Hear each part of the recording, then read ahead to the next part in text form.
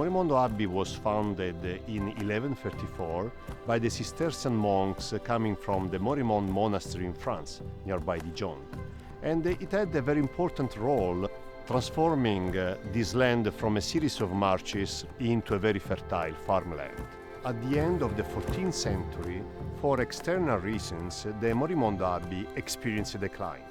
But meanwhile, Filippo Maria Visconti in the same period wanted to have these canals called navigli to be built in order to connect Milano to 6 castles in the surroundings. This involved a tremendous series of hydraulic engineering work which made these canals navigable and also created a very efficient irrigation system which allowed to introduce the corn crops and rice pads. This demonstrates how investing in infrastructure could develop a land from a series of marshes into a very, very wealthy farmland. This is a beautiful example of water resurgences, where the water comes off the ground with a reasonable pressure, and this comes from the glacier melting in the past. And the water is conveyed into channels in order to irrigate the field. Obviously, if the alpine glacier will disappear, this source of water will not be available anymore for food production. What we consider like a global phenomenon has actually an effect, a very bad effect on local communities as well, and affects local communities pretty bad. In my experience, I've seen that everything is connected, all the elements are very connected with each other. So big glaciers and the mountains are connected to the rivers, and the rivers are connected to the sea and the oceans. Everything is in a very fragile balance.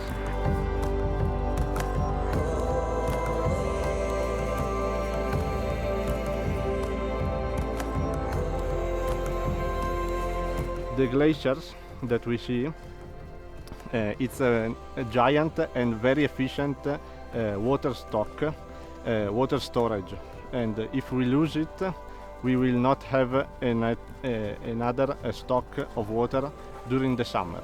The fact that we are losing it will be a problem for not only for the alpine valleys and the rivers that goes across them, but also for all the Padana Valley and the plains where we have agriculture and farming activities, because in the summer period there will be a very higher scarcity of water.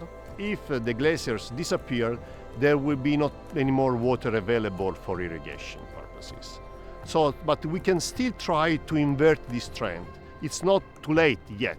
And everybody could do something, even the simple citizen, starting by signing the pledge. We have to take action right now to study better and to do what we can to avoid disasters, because even a very slight change can make an avalanche effect and can destroy ecosystems which are maybe far away from each other in terms of distance, but very, very close.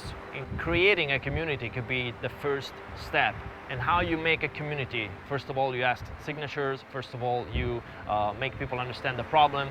And when you are all together, the impact on politicians and on this phenomenon could be much stronger. Fighting the climate change, it will be the challenge of the next decade. It will be our challenge, try to stop the retreat of the glaciers like this one, because we know from the IPCC's climate evolution scenarios that if we don't do anything, we will lose all the glaciers around the Italian and all the Alps.